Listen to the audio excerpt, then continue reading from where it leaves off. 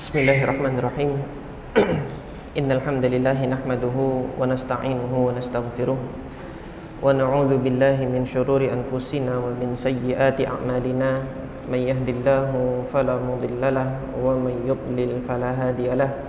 Wa asyhadu an la ilaha illallah wahdahu la syarikalah wa asyhadu anna Muhammadan 'abduhu wa rasuluh. Allahumma salli wa sallim wa barik ala nabiyyina Muhammadin wa ala alihi wa ashabihi ajma'in, amma ba'd.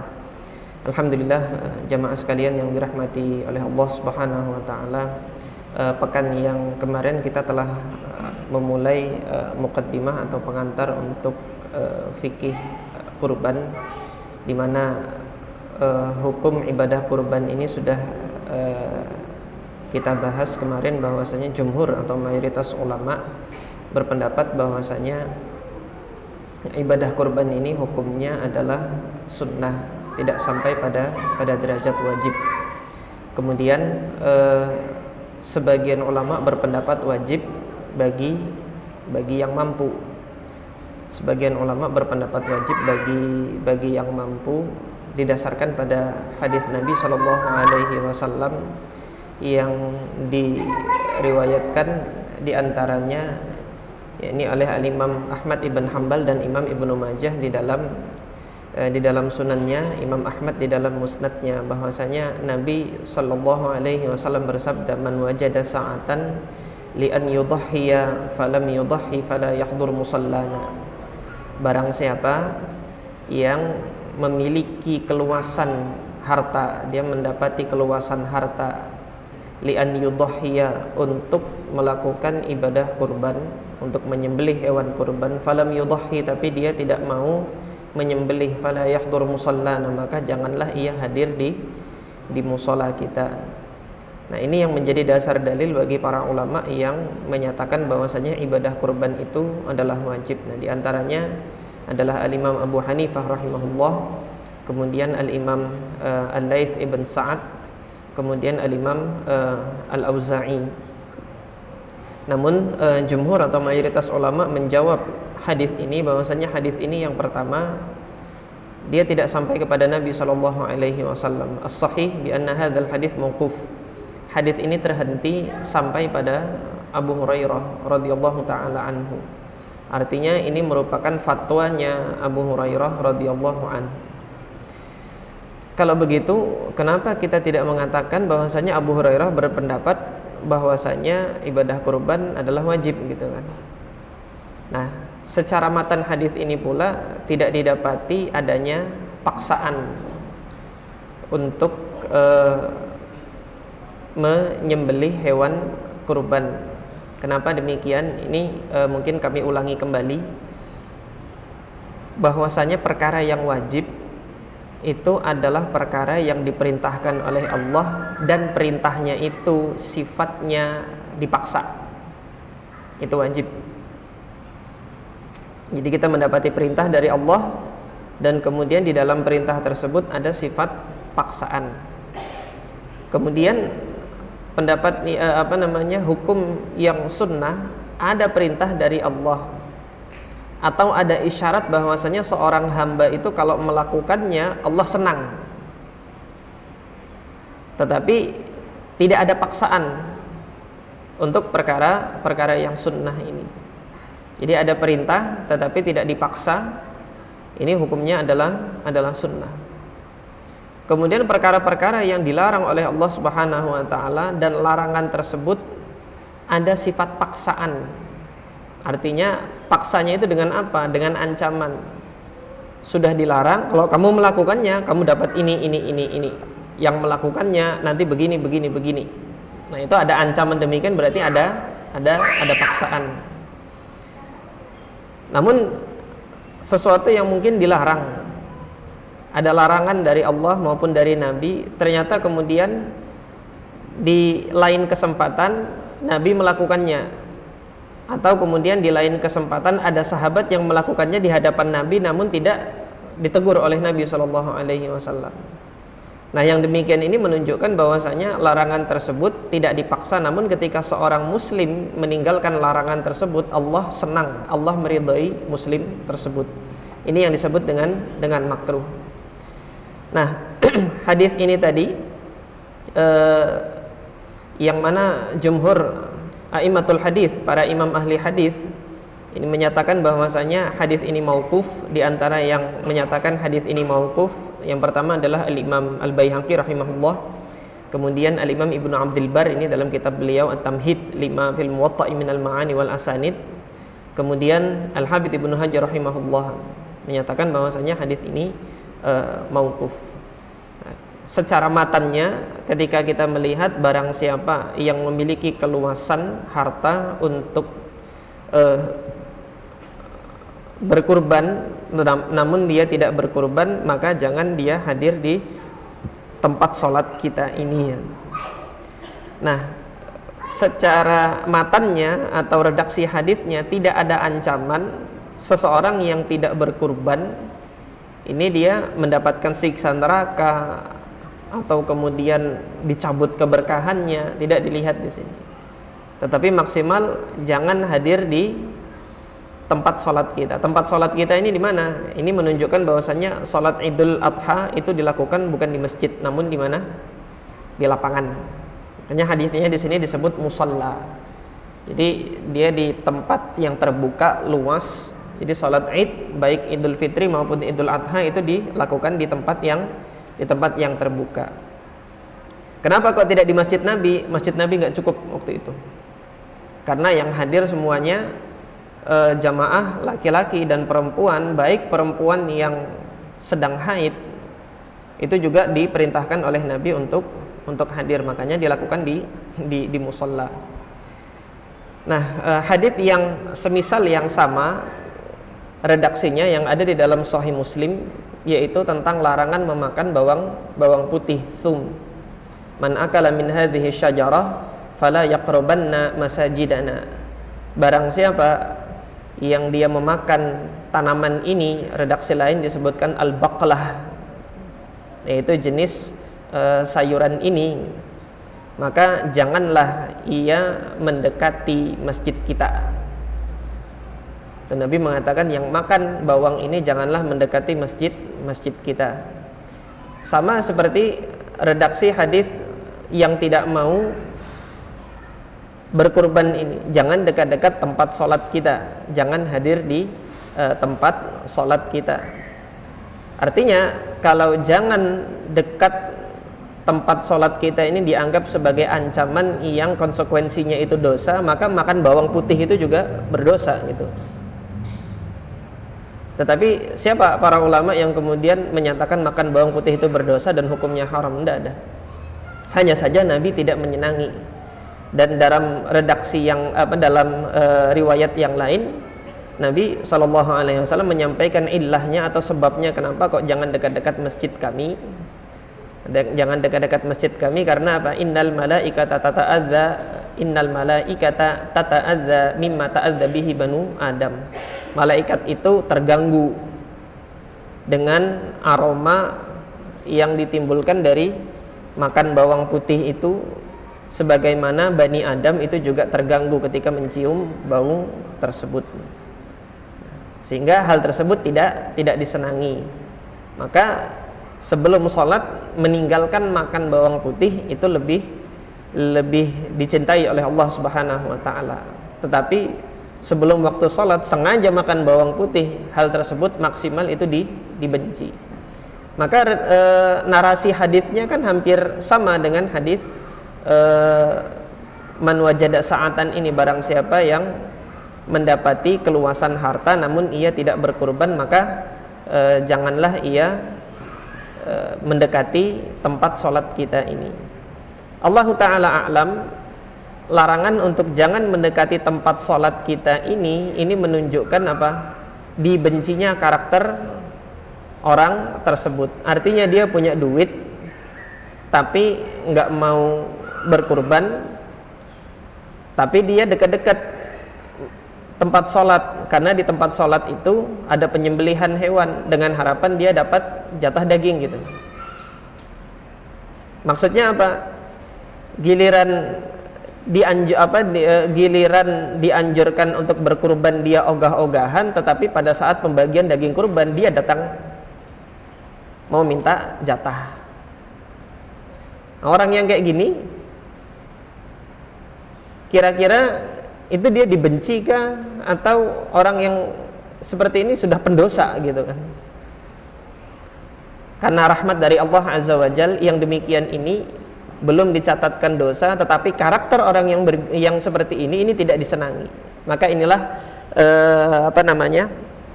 makna dari hadis ini. Jadi maksimal hadis ini tidak menunjukkan keharaman, tidak menunjukkan ancaman dosa bagi mereka yang tidak berkurban. Maksimal orang tersebut itu tercela secara sikap dan karakter dirinya. Allah Ta'ala alam. Ini yang kemarin kita kuatkan dan kita rajihkan dari pendapat jumhur atau mayoritas ulama. Nah, adapun ibadah kurban itu sendiri, bagaimana penyembelihannya, bagaimana penyembelihan hewan kurban. Hewan untuk bisa dihalalkan dimakan secara umum dia ada tiga cara. Yang pertama disembelih, kemudian dilukai tanpa disembelih, yang ketiga itu diburu dengan ditembak dari jauh. Jadi tiga cara secara umum, yaitu disembelih dengan direbahkan, yang kedua dilukai tenggorokannya dalam keadaan dia berdiri, ini disebut nahar, yang ketiga itu diburu. Nah, adanya tiga thariqah atau tiga cara ini sebenarnya berkenaan dengan sifat karakter hewan tersebut. Ada hewan yang jinak, yang dia nurut kalau hendak direbahkan untuk disembelih, ada yang kemudian melawan, ada yang kemudian lebih liar lagi. Jangankan untuk ditangkap gitu kan, didekati aja dia langsung lari. Nah, untuk pelaksanaan kurban disyaratkan hewan itu adalah jenis bahimatul an'am. Bahimatul an'am ini yang jinak gitu. Sehingga nanti hewan-hewan yang liar itu dia tidak masuk syarat dijadikan sebagai hewan kurban. Ustaz, boleh nggak nanti berkurban dengan kijang gitu? Nggak boleh, karena dia liar. Dalilnya apa? Ini Allah Subhanahu wa taala kalamkan di dalam surah Al-Hajj ayat 28. Qala Allah Subhanahu liyashhadu manafi'a lahum wa yadhkuru ismallahi fi ayyamin ma'lumat. Agar mereka itu menyaksikan manafi', manfaat yang Allah Subhanahu wa taala jadikan bagi mereka. Wa yadhkuru ismallahi fi ayyamin ma'lumat, dan agar mereka itu menyebut nama Allah di hari-hari yang telah ditentukan. Ala ma razaqahum min bahimatil an'am, di mana nama Allah itu disebutkan terhadap hewan-hewan bahimatul an'am. Jadi ayat ini surah Al-Hajj ayat 28 sekaligus menunjukkan waktu penyembelihan hewan kurban tersebut, yaitu ayyamul ma'lumat. Ayyamul ma'lumat yang disebutkan dalam ayat ini yaitu tanggal 10 Zulhijjah, 11 Zulhijjah, 12 Zulhijjah, dan 13 Zulhijjah. 4 hari ini disebut nama Allah di hari-hari tersebut terhadap hewan-hewan sembelihan, yaitu bahimatil an'am. Allah tegaskan dalam ayat ini bahimatul an'am ini adalah hewan yang jinak, hewan yang diternakkan. Dia diternakkan dan kemudian dia jinak. Ini syaratnya hewan kurban. Jadi bukan yang liar. Banteng dia jenisnya kan jenis sapi, tapi dia liar. Karena dia liar, maka tidak masuk dalam syarat hewan kurban. Nah, hewan kurban yang bahimatul an'am kemungkinan untuk dilakukan penyembelihan itu ada dua cara, yaitu dengan dzabah, dengan disembelih, yang dilakukan dengan merobek jalur hulqum dan jalur mariknya namanya. Kemudian yang kedua, kalau hewan tersebut ini dia jinak tetapi masih memiliki sifat keliaran. Artinya kalau mau ditundukkan itu nggak bisa gitu. Maka diperbolehkan menyembelihnya dalam keadaan berdiri dengan melukai sebisanya di bagian labbah. Bagian labbah itu bagian antara leher dengan dadanya. Ini yang dilakukan pada unta, karena unta tidak bisa direbahkan. Oleh karena itu thariqah atau cara yang seperti ini seringkali dilakukan pada unta. Ini nanti akan kita bahas ayatnya, yaitu di surah Al-Hajj ayat 36.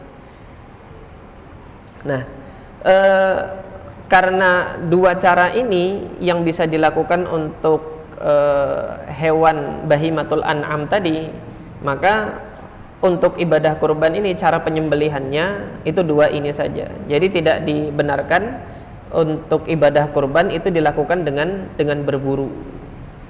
Kalau nanti dilakukan dengan berburu, maka dia akan jadi daging biasa saja, tidak ada nilai ibadahnya.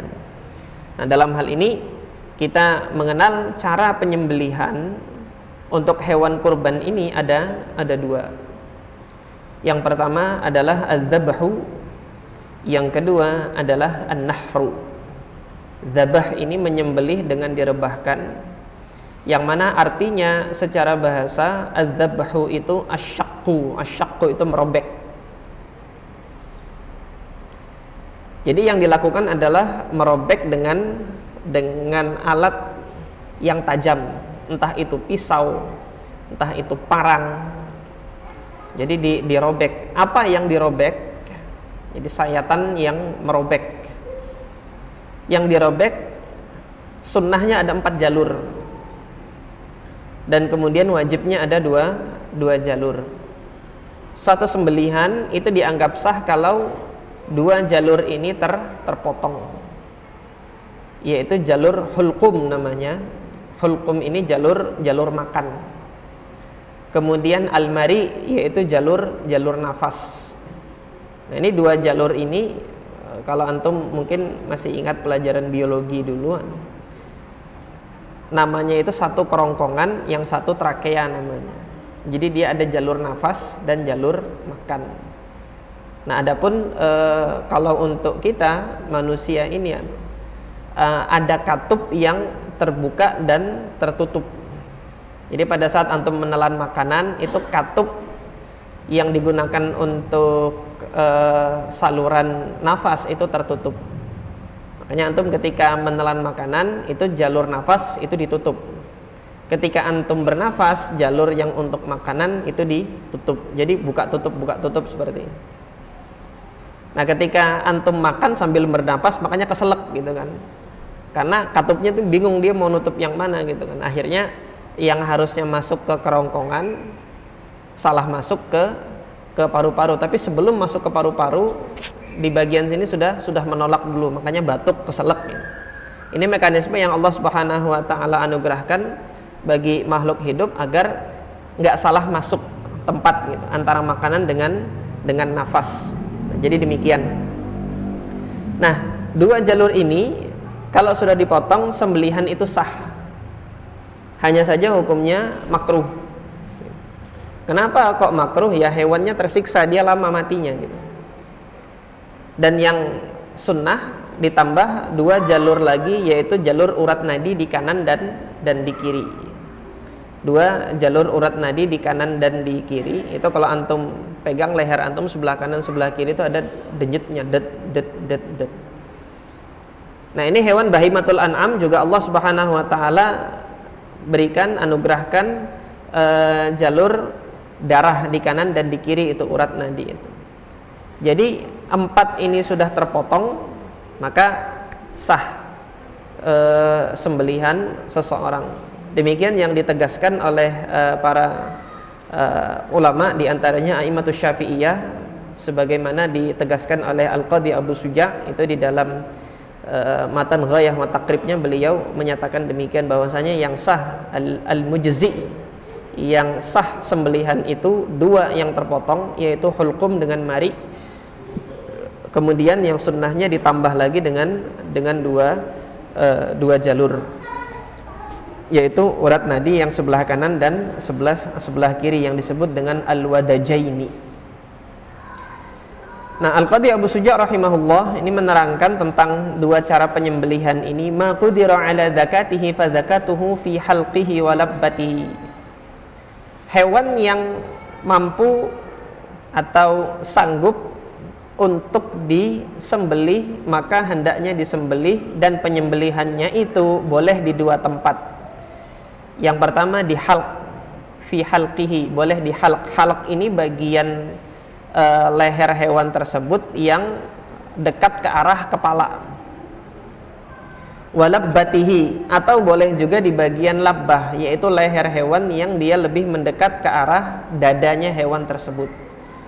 Jadi antum melihat sapi nanti kan lehernya itu agak panjang, yang dia cenderung lebih dekat ke arah kepala, ini disebut halq, dan yang cenderung lebih dekat ke arah dada, ini disebut apa?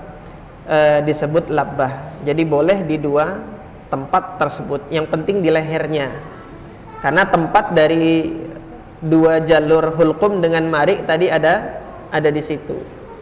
Wa ma la yuqdar ala zakatihi, adapun hewan-hewan yang tidak mampu untuk disembelih, itu dengan direbahkan seperti ini, fa zakatuhu haitsu qudira alaih, maka penyembelihannya itu boleh dengan cara yang selain dari hal tersebut, yaitu dengan cara akr.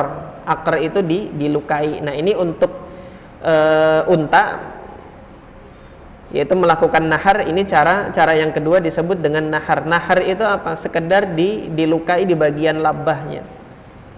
Jadi mereka yang nyembelih unta itu tidak digorok begini, tapi tusuk kemudian keluar darahnya, itu sudah sah penyembelihannya.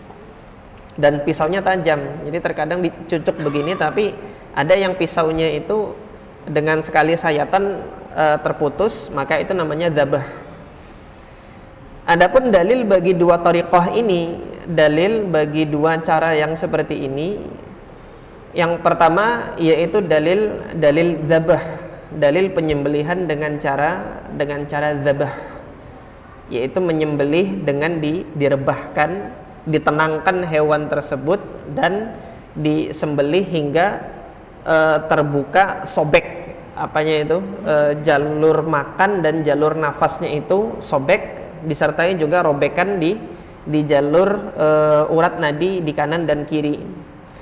Nah, ini diantaranya ditunjukkan dalam hadis Nabi yang diriwayatkan oleh Al-Imam Abu Dawud dengan sanad yang hasan dari Ibunda Aisyah radhiyallahu taala anha.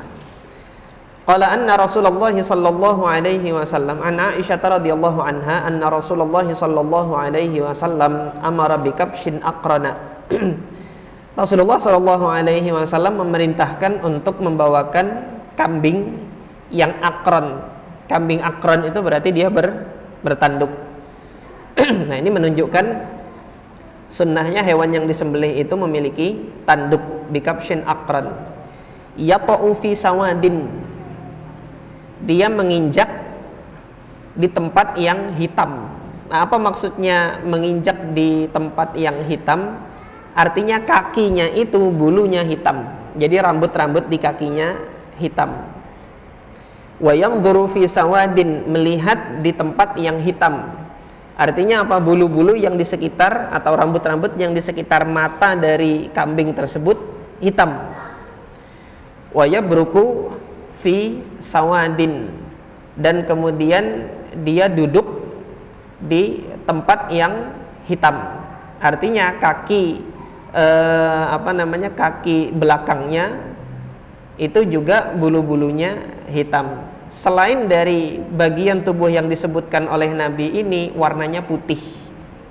Jadi hitamnya itu fokus, terpusat ada di kepalanya, ada di kedua kaki depannya dan kedua kaki belakang. Selain itu bulunya putih.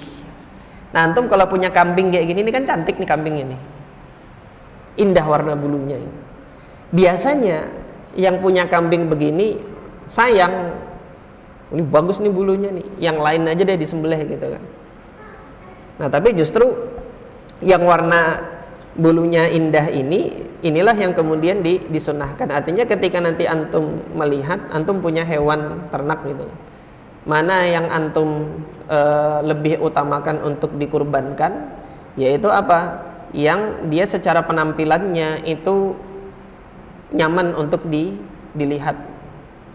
Antum ngelihatnya dia nggak kurus gitu kan, terus kemudian dia sehat, ini yang kemudian lebih diutamakan. Nah, ini dalilnya adalah hadis Abu Daud ini. Fa'utiya bihi, maka didatangkanlah kambing ini di hadapan Nabi, fadhahha bihi, dan Nabi kemudian menyembelihnya sebagai hewan udhiyah, sebagai hewan kurban. Faqala ya Aisyatu halummi al-mudyah, wahai Aisyah, ambilkan pisaunya, kata Nabi. Halummi al-mudyah, tolong ambilkan pisaunya. Thumma qal ishhadhiha bihajarin, tajamkan asah pisau tersebut dengan batu. Sampai di sini ini terdapat sunnah untuk menajamkan alat untuk menyembelih, entah itu pisau. Kalau kambing kan cukup pisau. Kalau sapi butuhnya parang, jadi yang lebih tajam lagi. Tetapi ada pisau yang lebih panjang lagi untuk sapi gitu. Jadi sunnahnya untuk ditajamkan. Fafa'alat, kemudian dilakukan oleh Aisyah radhiyallahu anha. Fa'akhadhaha, setelah ditajamkan, diasah oleh Bunda Aisyah radhiyallahu anha, diambillah oleh Nabi sallallahu alaihi wasallam. Wa akhadha al-kabsha, Rasulullah kemudian mengambil kambingnya, fa'adja'ahu, dan kemudian direbahkan, dibaringkan oleh Nabi. Nah, ini yang menunjukkan tariqah atau cara penyembelihan dengan cara dzabah, yaitu hewannya itu direbahkan, dibaringkan. Fa'adja'ahu, dibaringkan, setelah dibaringkan, wa dzabahahu, baru kemudian disembelih oleh Nabi sallallahu alaihi wasallam. Wa qala bismillah, Rasulullah sallallahu alaihi wasallam mengatakan bismillah, Allahumma taqabbal min Muhammadin, ya Allah terimalah dari Muhammad, wa ali Muhammad, dan keluarga Muhammad, wa min ummati Muhammad, dan dari umatnya Muhammad. Tsumma dhaha bihi sallallahu alaihi wasallam, baru kemudian Rasulullah sallallahu alaihi wasallam menyembelih hewan kurban tersebut. Nah, ini dalil dzabah, yaitu direbahkan. Nah, kemudian nanti ada di hadis yang lain, Nabi Shallallahu Alaihi Wasallam itu meletakkan kakinya untuk menahan hewan tersebut. Salah satu kakinya diletakkan di atas badan hewan tersebut untuk menahan hewan tersebut. Ini namanya tariqah dzabah, cara penyembelihan dengan dzabah. Nah, kita mengenalnya, menterjemahkannya dengan istilah menyembelih. Nah, cara yang kedua ini yang jarang kita dapati di sini, karena cara kedua ini lebih sering dilakukan oleh para sahabat dahulu untuk unta, karena hewan yang lebih sering untuk dijadikan kurban itu di wilayah Jazirah Arab adalah unta. Nah, karena unta ini sifatnya itu dia lebih liar daripada sapi, daripada kambing, tidak bisa dikuasai, dan kemudian dia tinggi gitu. Sapi aja biasanya untuk membaringkannya itu butuh berapa orang gitu kan. Nah, unta ini ya tekipayan orang kalau mau merebahkan unta itu, dia kuat, dan kemudian tidak akan selesai penyembelihan itu kalau berupaya memaksakan unta itu harus dibaringkan.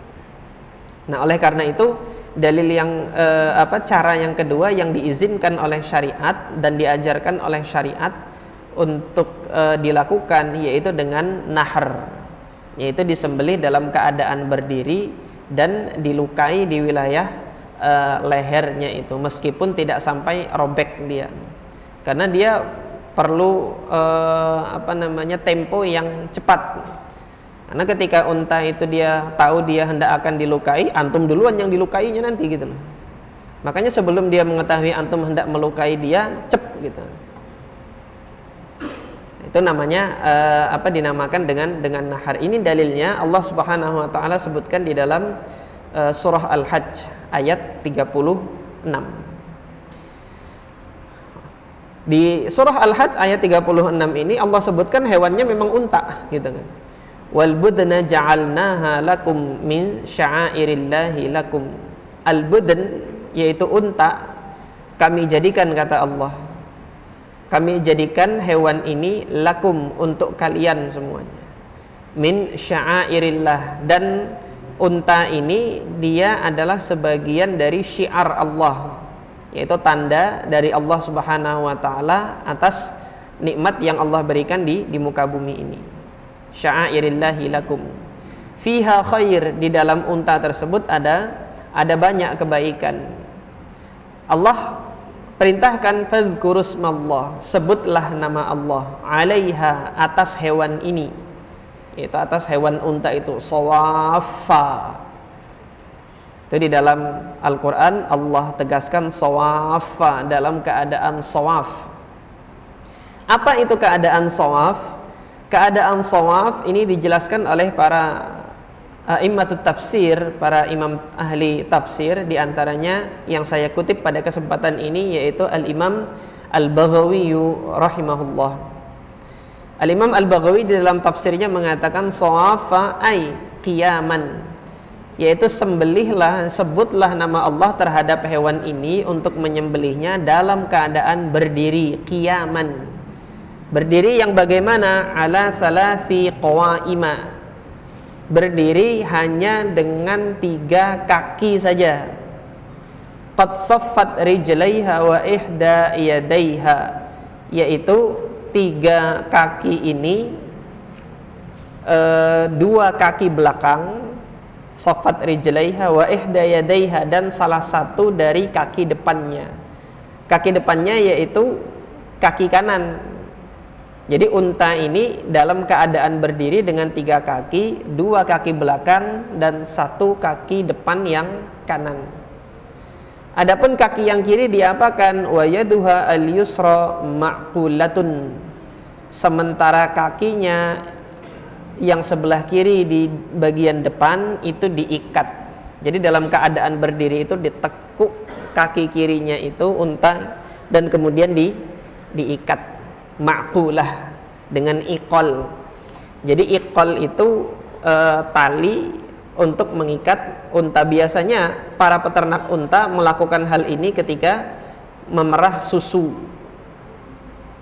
Jadi salah satu kakinya itu ditekuk dan kemudian diikat. Nah, ketika unta itu ditekuk, diikat, dia nggak bisa lari. Ketika nggak bisa lari, di situ para peternak unta itu memerah susunya, biasanya demikian. Nah, pada saat penyembelihan demikian juga, agar dia tidak lari, tidak berontak gitu kan. Salah satu kakinya itu diangkat, ditekuk dan kemudian diikat. Ini yang diperintahkan oleh Allah di dalam Al-Qur'an. Fadhkurusmallahi 'alaiha shawaf. Sebutlah nama Allah atas hewan tersebut dalam keadaan dia berdiri dengan 3 kaki, dengan kaki kirinya itu diikat.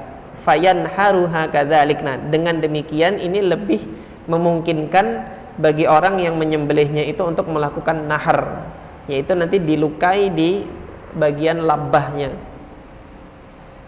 Bagian labbah itu bagian leher yang dia dekat dengan dada, dan ini juga diistilahkan dengan nahar. Nahar itu maknanya adalah dada. Dada yang berdekatan dengan leher itu disebut nahar. Antum kan ketika punya dada itu ada bagian kanan, kiri, dan kemudian di bawah ini yang berbatasan dengan perut itu diafragma. Nah, bagian atas yang dia berbatasan dengan leher itu disebut dengan nahar. Ai maudhi'ul qiladah, tempat kalung. Jadi kalau untuk kaum wanita biasanya kalung itu dia terletak di situ, itu namanya labbah atau namanya nahar. Jadi para ulama bahasa itu ketika menjelaskan labbah itu bagiannya di mana sih? Maudhi'ul qiladah, tempat kalung. Jadi mata kalung itu di mana dia bersandar. Nah, disitulah itu bagian labbah namanya. Nah, untuk di hewan maka bagiannya adalah perbatasan antara apa? Antara leher dengan dada. Di situ yang kemudian dilukai. Nah, itu dilakukan perlukaannya dengan nahar atau dengan akar. Akar itu ditusuk begitu saja, dilukai, itu sudah sah sembelihannya untuk unta. Nah, ini yang berkenaan dengan cara penyembelihan hewan kurban. Jadi ada dua yang diakui oleh syariat. Adapun nanti cara penyembelihan yang lain untuk hewan yang liar, ini karena hewan liar tidak memenuhi syarat untuk dijadikan sebagai hewan kurban, maka cara menyembelih dengan berburu itu juga tidak diperkenankan. Jadi dia hanya menjadi buruan saja. Dia hanya menjadi hewan buruan saja, tidak masuk dalam kategori hewan kurban. Nah, kemudian tadi telah kami sampaikan jenisnya, dia adalah bahimatul an'am. Bahimatul an'am adalah hewan ternak yang jinak. Kemudian permasalahan selanjutnya terkait dengan waktu penyembelihan hewan kurban ini. Waktu penyembelihan hewan kurban itu dilakukan setelah salat Idul Adha. Ini Allah tegaskan dalam Al-Qur'an di surah Al-Kautsar, "Fasholli li rabbika wanhar." Salatlah untuk Tuhanmu dan kemudian sembelihlah. Salat yang dilakukan dan kemudian setelahnya ada penyembelihan itu adalah salat Idul Adha. Kemudian di dalam surah Al-Kautsar ini penyembelihan yang dilakukan setelah sholat tidak lain adalah penyembelihan ibadah kurban. Jadi dilaksanakannya itu setelah sholat Idul Adha. Sholat Idul Adha waktunya kapan? Jadi setelah matahari itu sudah sempurna terbit, jadi kelihatan bulat, itu waktu isyraq, itu sudah waktu sahnya untuk sholat Id. Kalau mau ditunda lagi tidak mengapa. Tetapi untuk Idul Adha sebagian fuqaha, sebagian ahli fikih menganjurkan untuk disegerakan pelaksanaannya.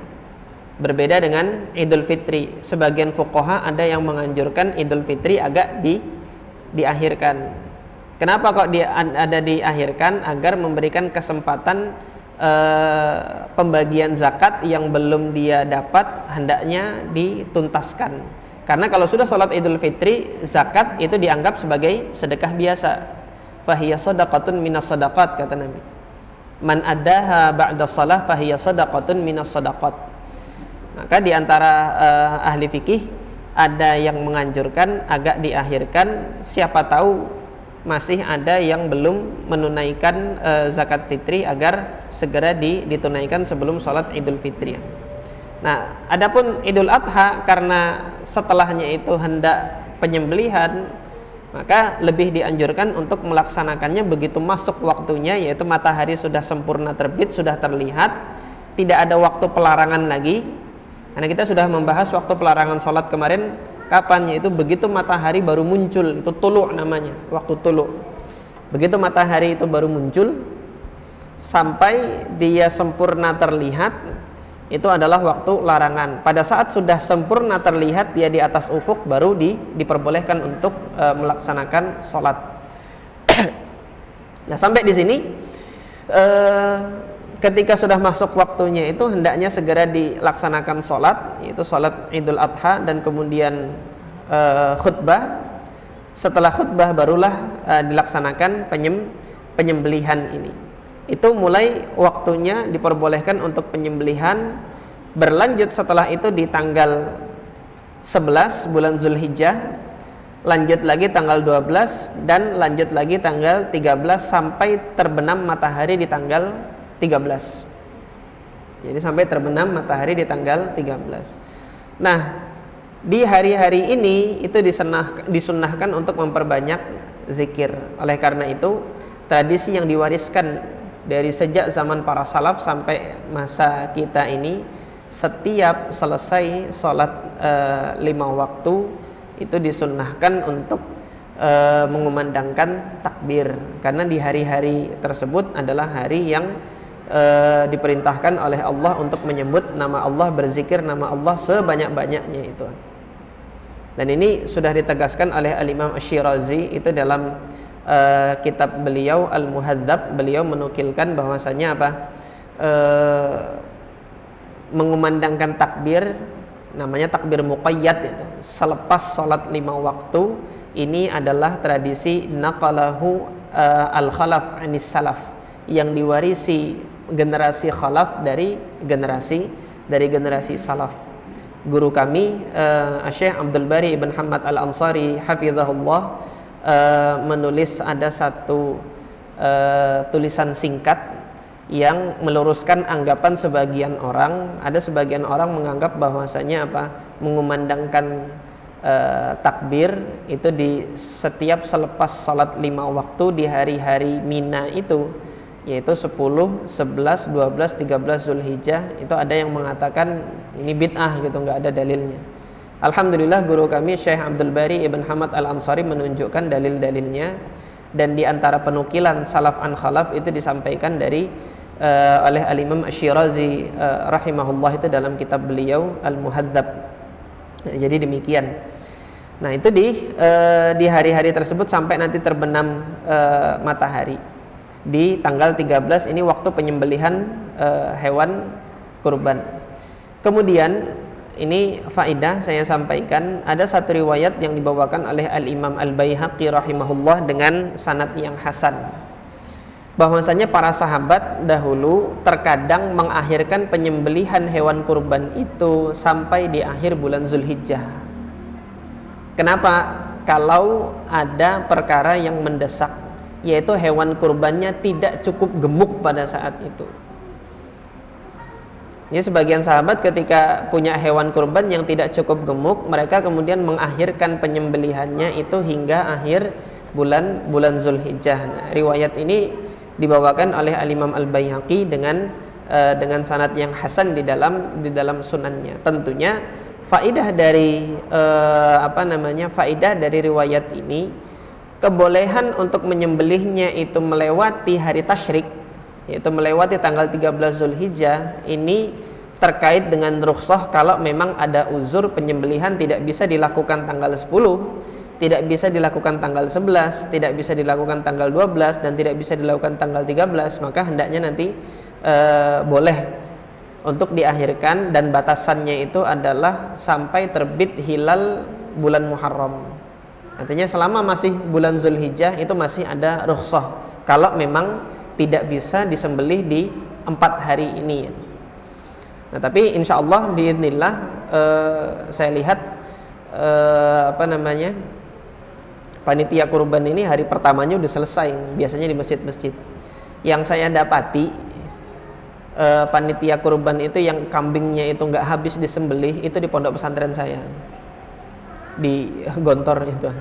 Mesti ada nyisa tuh kambing itu, karena saking banyaknya nyembelihnya itu, dan kemudian bagi-bagikannya itu kerepotan panitia itu, sehingga kemudian selalu saya lihat itu setelah setelah Idul Kurban, setelah tanggal 13 bulan Zulhijjah itu masih ada beberapa ekor kambing biri-biri itu yang masih belum sempat untuk disembelih. Nah, faidahnya riwayat ini tadi, asar dari sebagian sahabat ini tadi menunjukkan kepada kita bahwasanya kalau ada kejadian yang demikian, itu masih ada rukhsah, masih ada keringanan untuk menyembelih hewan kurban itu selama masih di bulan Zulhijjah, dan sembelihannya tetap dianggap sebagai kurban. Jadi tidak dinyatakan sudah lewat waktunya, udah nggak sah lagi kurbannya, enggak.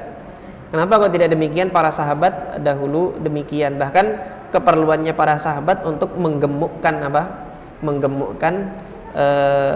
hewan kurban tersebut agar ketika disembelih dia menghasilkan daging yang lebih bermanfaat bagi kaum muslimin. Mungkin ini saja yang bisa kita pelajari. Tersisa pembagian daging ini belum kita bahas. Untuk pembagian daging insyaallah pada pekan yang akan datang, dalilnya juga sama, yaitu surah Al-Hajj ayat 28 dan surah Al-Hajj ayat 36. kita cukupkan. Subhanakallahumma rabbana wa bihamdika asyhadu an la ilaha illa anta astaghfiruka wa atubu ilaik. Assalamualaikum warahmatullahi wabarakatuh.